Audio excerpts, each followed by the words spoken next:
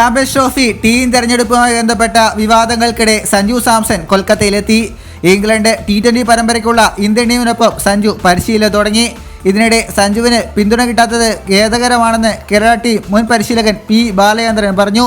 Champions trophy രണ്ടാം wicket keeper ബാറ്ററായി എത്തുമെന്ന Sanju സാംസന്റെയും ആരാധകരുടെയും പ്രതീക്ഷകൾ തകർത്താണ് ഇന്നലെ അജിത് അഗാക്കർ അധ്യക്ഷനായ സമിതിയുടെ ടീം പ്രഖ്യാപനം വന്നത്.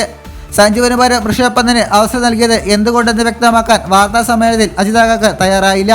വിജയ് ഹസാരെ ട്രോഫിയിൽ സഞ്ജു കളിക്കാതിരുന്നത് തിരിച്ചടിയായെന്നാണ് റിപ്പോർട്ടുകൾ പുറത്തു വന്നത്. കേരള ക്രിക്കറ്റ് അസോസിയേഷന്റെ ഈഗോയാണ് സഞ്ജുവിനെ വിജയ് ഹസാരെ ട്രോഫിയിൽ കളിപ്പിക്കാതിരുന്നതെന്ന് തരൂർ തുറന്നടിച്ചു. ഇതോടെ പ്രതിരോധവുമായി KCA പ്രസിഡന്റ് JS ജോർജും രംഗത്തെത്തി. വിവാദങ്ങളോട് സഞ്ജു തൽക്കാലം പ്രതികരിക്കില്ലെന്നാണ് സൂചന.